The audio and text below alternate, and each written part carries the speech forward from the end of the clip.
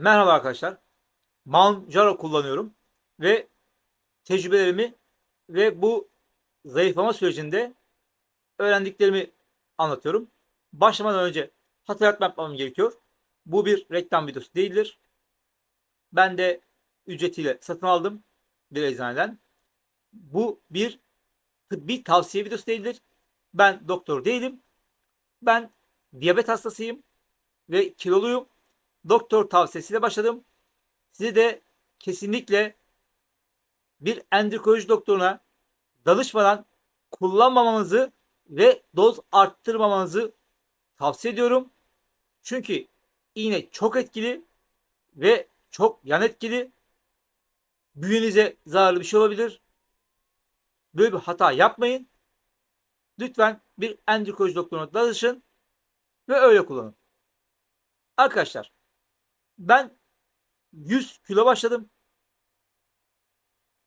16 hafta oldu ve 20 hafta verdim. İlk 3-4 haftada fazla kilo verirken şu an ilginç bir şekilde sabitledi ve 1 kilo veriyorum.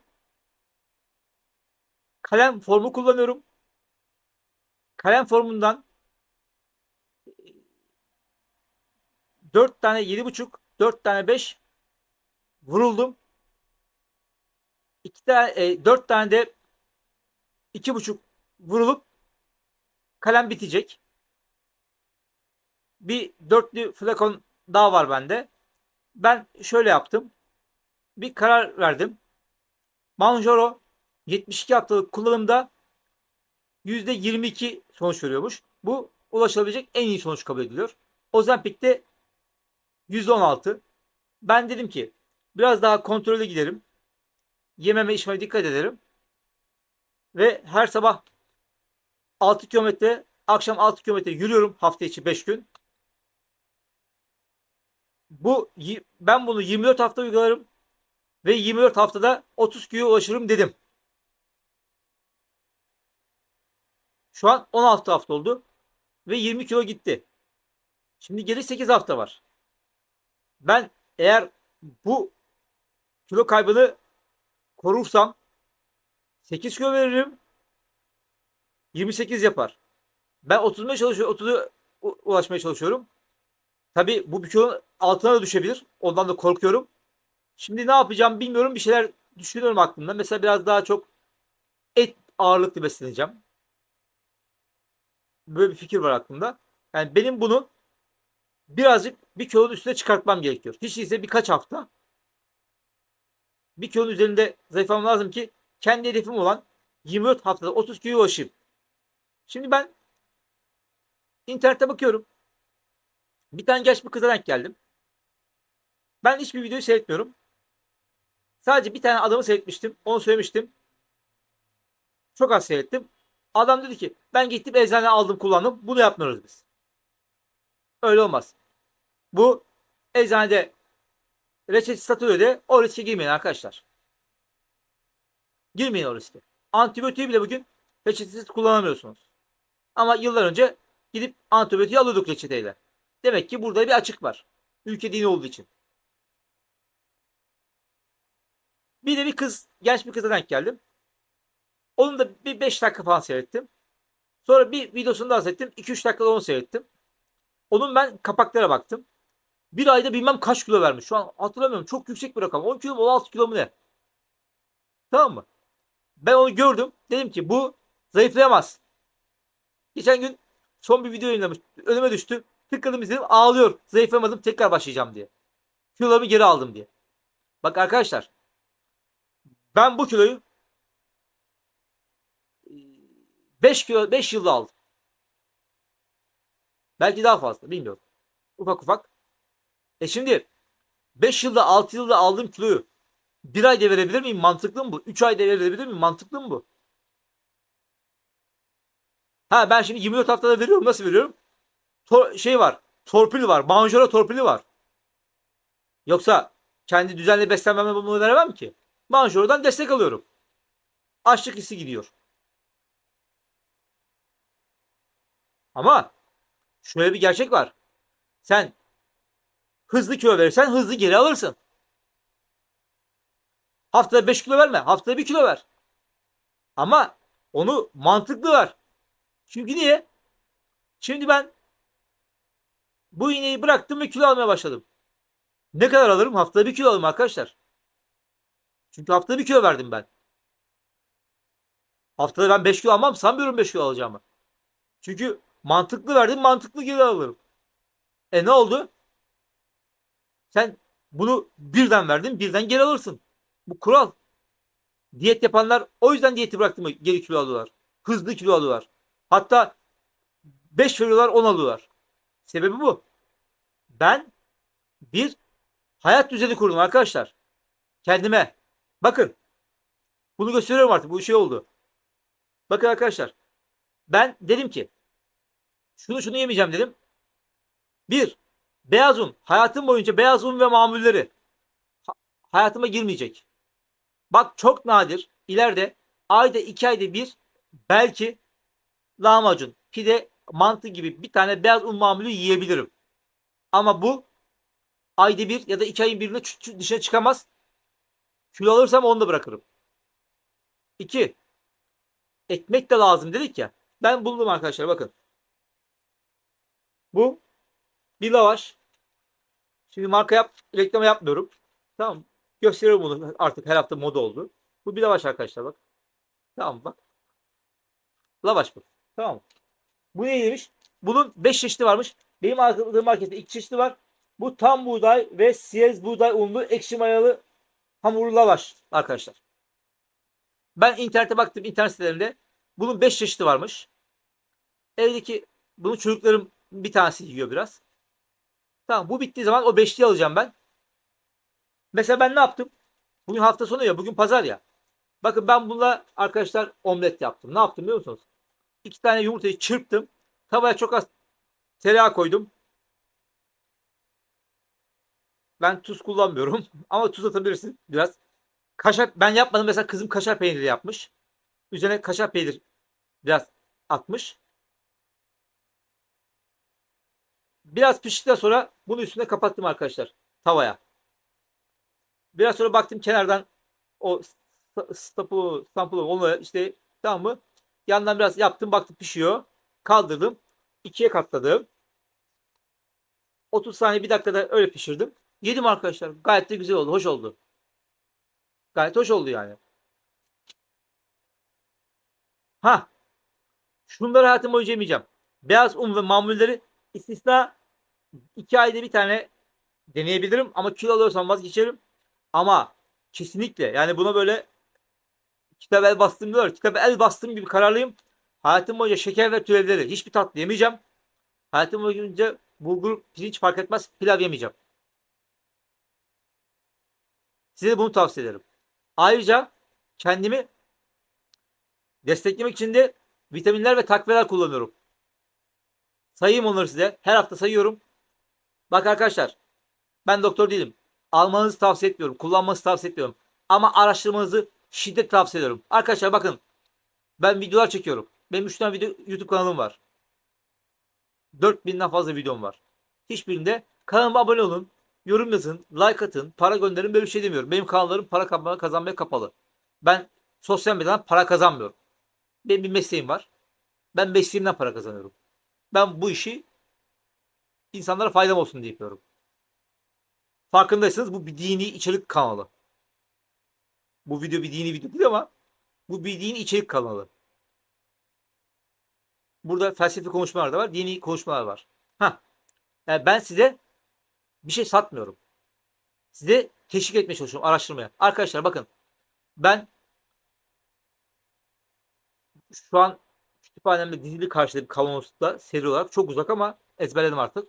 Arkadaşlar ben bunları hayatım boyunca kullanacağım. Sayıyorum. D3, B12, magnezyum, Gilfor, resveratrol, berberis, akselmansiya. Ve bu haftanın 7 günü 7 tane şey. Artı şu an Gilfor'u haftada 2 gün içiyorum. Sebebi de bu bir diyabet ilacı. Tokluk hissi veriyor. Bunu zayıflamak için kullananlar da var.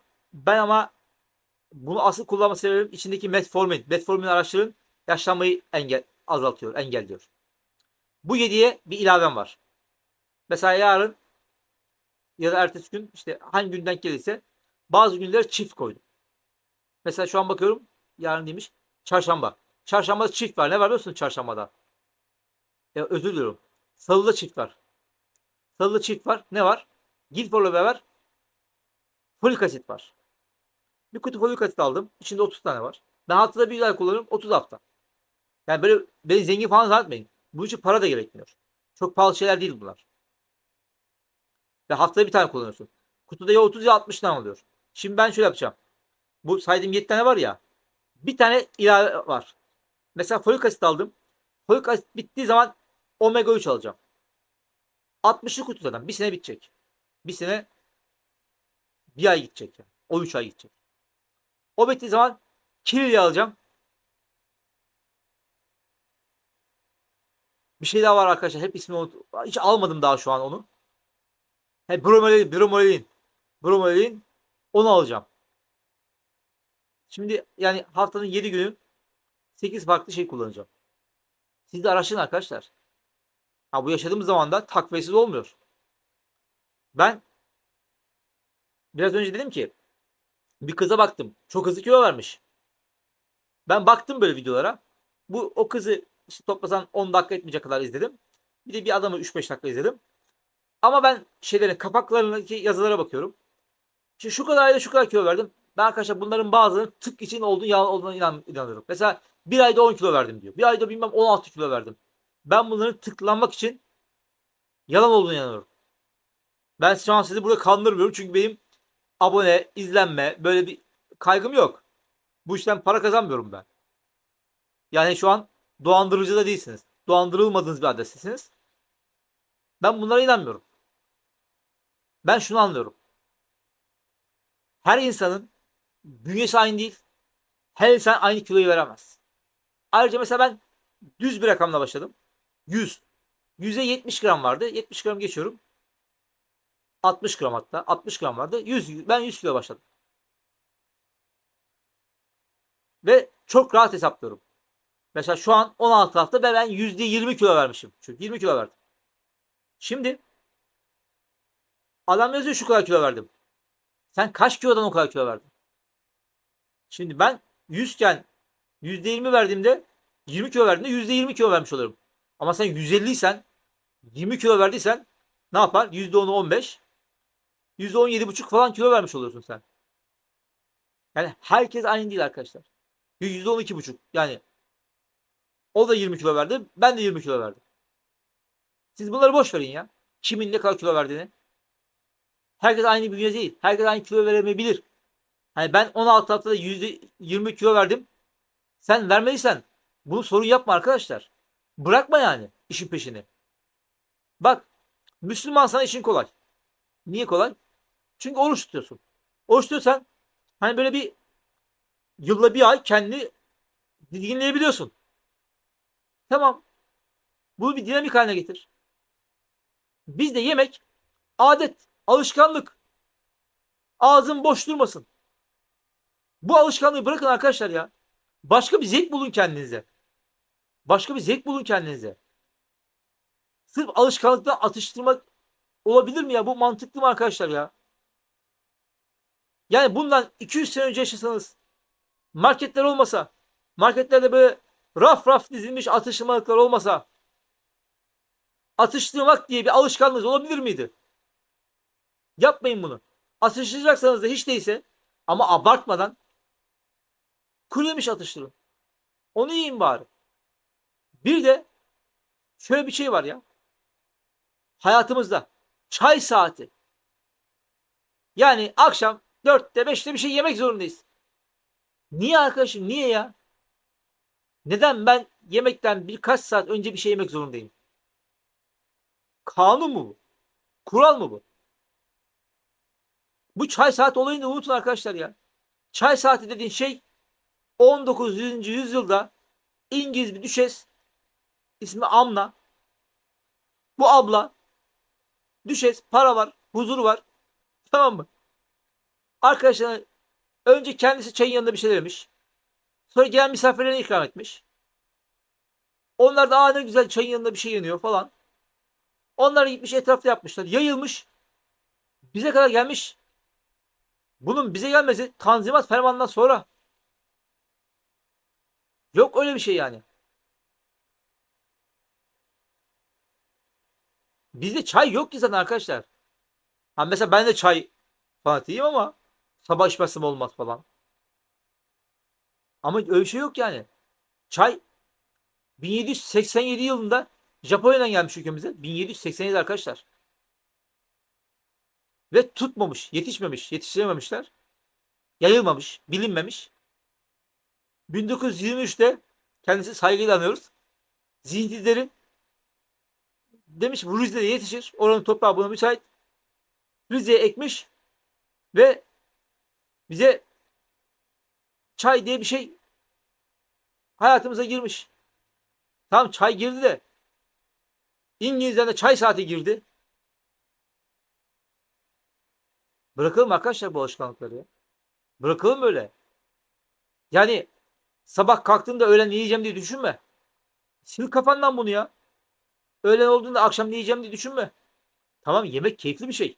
Ne yapıyorlarmış eskiden Roma'da? Belki fotoğraflarını görmüşsünüzdür. Sofrayı kuruyorlar, yan yatıyorlar. Yatarak yiyorlar. Niye? Mide daha çok şey alsın diye. Oturursan kasılıyor, fazla almıyor ya. Yiyorlar, yiyorlar, yiyorlar. Sonra gidiyorlar bir kenara, kuş tüyü sokuyorlar boğazına, kusuyorlar. Gelip bir daha yiyorlar. Benim staj yaptığım yerin gençliğimde muhasebe müdürü vardı. Ve 40'lı yaşlarda bir adamdı. Biz duyardık ki bu lokantaya gidiyormuş, yemek yiyormuş, sonra lavaboya gidiyormuş, kusuyormuş, bir daha yiyormuş. Sonra yıllar geçti ben öğrendim ki ölmüş. Kalp krizi geçirmiş. Yani 50'yi görmemiş. Bunu bırakın arkadaşlar. Yani hayatınızı yemek üstünde bina etmeyin ya. Yemek için yaşamayın, yaşamak için yiyin. Tamam, keyif alıyor musun? Minimum al. Yani keyif veren bir şeyi yavaş yavaş ye. Kendini o kadar tatmin et ve dur demeyi bil kendine. Burada bitirmeden kendi uyguladığım, sizin de faydanız olduğum bu bir tavsiyedir. Bundan başım belaya girmez böyle bir tıbbi tavsiye olmadığı için. Kabak çekili arkadaşlar. Bunu da araştırması tavsiye ederim. Ben daha önce bahsettim mesela konuşmalarda. Akşam birden acıktım. Kabak çekiği yedim diye. Evet acıktım. Kabak çekiği yedim oluyor akşam. Yani kabak çekirdeğiyle açlığım bastırdım oluyor. Çünkü kabak çekirdeği tip 2 diyabetliler için kan şekerini seviyesini düzenleyen faydalı bir şey. Kolesterolü düşürüyor. Vücutta enfeksiyon oluşumunu önlüyor. Karaciğer toksitlerini azaltıyor. Bir de yanlış aklımda kalmadıysa erkeklerde de prostat konusunda da faydalı diyebiliyorum. O yüzden ne yapın? Bu kabak çekirdeğinde araştırın yani. Araştırın ve biraz önce söylediğim şey var mesela. Ben bunu kendim de yapamıyorum ama kendimi kontrol ediyorum mesela. Yavaş ol, yavaş ol, yavaş ol diye. Yavaş yemek lazım. Çünkü mide indikten sonra beyne 20-22 dakika sonra gidiyormuş sinyal, doydum sinyali. O yüzden biraz kontrol yapmamız lazım. Peygamberimiz diyor ya, mideyi 3 şeyle doldurun. 3'te biri su, 3'te biri hava, 3'te biri yemek. Biz tamamını dolduruyoruz, daha da şişiriyoruz. Bunu yapmamak lazım. Çok da çiğnemek lazım işte. Geçen hafta mı bilmiyorum bahsetmiştim bir hafta. Daha önce okumuşum. Konfüçyüs'ün ya da Tao Zu'nun sözüydü. Diyor ki yemeği 1000 defa çiğne. Yani çok çiğnemek istiyor demek. Ne diyorlar? Midenin dişleri yok. Yani mide onu öğütemez. Senin mideye öğütülmüş yollaman lazım.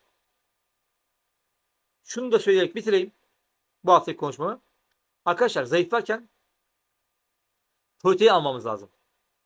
Yani ben böyle 20 kilo verdim 10 haftada aç durmuyorum arkadaşlar bende. Ama Ne yiyorum? Söyleyeyim size. Hoşlanmıyorum. Her sabah 3 karton bardak iş yerinde beraber karabuğday patlağı ya da mısır patlağı yiyorum. Hoşlanmıyorum. Zevk almıyorum ben, açıkça söyleyeyim. Ama yiyorum. Kuru yemiş yemiştim ilk baş 2 hafta. Kuru yemişten tiksindim artık. Kuru yemiş görmek istemiyorum. Bundan sonra kuru yemiş yersem kavrulmuş ve tuzlu olanlardan alacağım. Ha, bizim ben mesela öğle yemeğinde ben çalışıyorum. İş yerinde öğle yemeğinde ne çıkarsa onu yiyorum arkadaşlar. Ben tavuk yemiyorum. Yani prensip olarak yemiyorum. Sevmiyorum. Unlu bir şey çıkarsa undan mamul işte pide olur, lahmacun olur, mantı olur. Böyle bir şey yemiyorum. Tatlı yemiyorum. Pilav yemiyorum. Ama onun dışında çorba, bir yemek. Ben de ne yapıyorum? Ben de işte nohut da yiyorum. Kuru fasulye de yiyorum. Taze fasulye de yiyorum. Hatta geçen gün biber dolması yedim. İçinde bulgur, içinde pirinç var biliyorum ama yedim artık. Yapacak bir şey yok ya. O kadar günaha girdik yani. Protein bir şey besleniyorum ben yani. Ha bir de akşamları mesela ben size söyleyeyim bu hafta ne yedim akşam. Bir akşam e, pırasa yedim. Ya da 2 akşam olabilir. E, yoğurt üzerine yulaf yedim diyorum ya. Öyle düz yulaf yemiyorum arkadaşlar. Çok güzel böyle içinde meyve parçacıklar var. Gördüğüm bir de komedi gibi çikolata parçacıklı falan yapmışlar. Öyle şey olur ya. Meyve parçacıklı yulaf yiyorum. O meyve parçacıklı paketi ben düz yulafla karıştırdım. Öyle yiyorum. Kabak çekirdeği yiyorum. Böyle bir şeyler geçiştiriyorum yani akşama. Şimdi beslenmezsen kas kaybedersin. Kırmızı et yiyorum. Yani hafta sonu cumartesi pazar yani iş yerindeki illa yemekte bir şeyler çıkıyor da yani et bir şey çıkıyor da iş yerindeki çıkan etten ne hayır gelecek, tamam mı? Ben hafta sonu evde ya hamburger yiyorum. Ekmeği buldum bir tane ne diyor? Vegan neydi ya? Glutensiz ekmek buldum. Hamburger yiyorum. Ya bu gördüğünüz lavaşa sarıp Urfa Adana kebap yiyorum. Ya patates kızartıp köfteyle yiyorum. Patatesi de şöyle kızartıyorum arkadaşlar. Sabahtan soyuyorum, kızaracak şeye getiriyorum. Soğuk suyun içine koyuyorum. O sabah örnek veriyorum 7'den 8'den saat akşam 6'ya 7'ye kadar kalıyor soğuk suyun içinde. Bir daha sudan geçip yıkıyorum. Yarım saat kurutuyorum. Airfryer'da üzerine zeytinyağı, ayçiçek yağı değil. Zeytinyağı sıkıp çok az tuz atıp karıştırıp Airfryer'da kızartıp köfteyi de Airfryer'da sıfır yağ koyarak kızartıyorum. Köfte patates de yiyorum. Üzerine ketçap mayonez de atıyorum. O kadar incelemiyorum yani. Yok mayonez kilo aldırıyor. Aldırıyor canım. Ben biliyorum da yani ben de zaten yarım kilo mayonez yemiyorum. Bir tutam atıyorum yani. Balık da yiyorum. Balığı çok seven bir insan değilim ama haftada, ayda 2-3 gün yemeye gayret ediyorum. Sonra benim bir iş yerinde, bir evde yaptığım tuzluklarım var. İçinde chia tohumu var, keten tohumu var, kinoa var.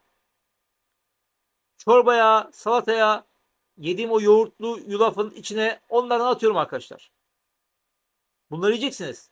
Badem yiyeceksiniz, fındık yiyeceksiniz, kabak çekirdeği yiyeceksiniz. Bunlara dikkat edeceksiniz. Yani öyle aç durursanız, açlıktan kilo verirseniz arkadaşlar, o kiloyu çok çabuk geri alırsınız. Böyle çok aç durmayın yani. Makul, mantıklı, işe yarar şeyler yiyin. Demin söylediğim o vitaminleri de unutmayın. İster buna dikkat edin, araştırın. Faydalanmanızı umuyorum. Burada bırakıyorum.